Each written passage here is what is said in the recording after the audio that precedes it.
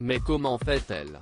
Dès lundi 19 avril, les téléspectateurs vont retrouver la série Clem, dont TF1 lance la 11e saison en grande pompe avec au programme de nouvelles intrigues et une saison plus calme que les deux précédentes, marquée par des drames.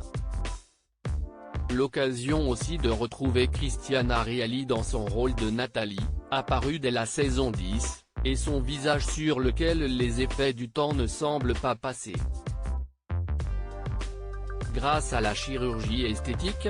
En fait, ça tend à se démocratiser, mais c'est une pratique qui est vraiment culturelle, expliquait ainsi il y a quelques années l'actrice italo-brésilienne âgée de 56 ans, relayée par Non-Stop People.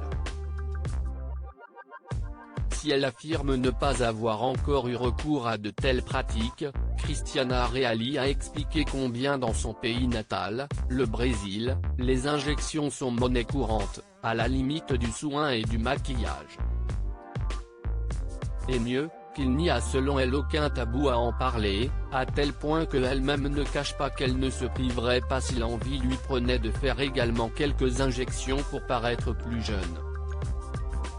Moi, je ne dis pas que je n'y aurais jamais recours, avait-elle précisé dans les colonnes de gala.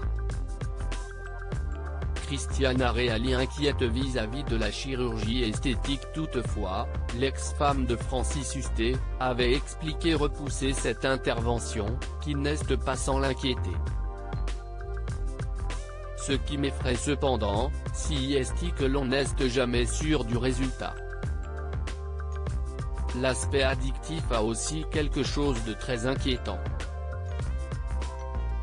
On verra en temps et en heure, avait-elle ajouté.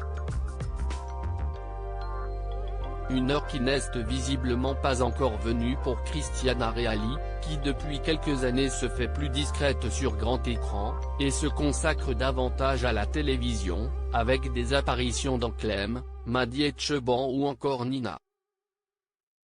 Mais aussi, à sa vie de maman, et à ses deux filles Toscane et Elisa, qu'elle donne la plupart de son temps.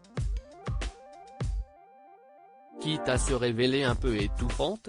C'est vrai que je suis assez sur le dos de mes deux filles, admet-elle.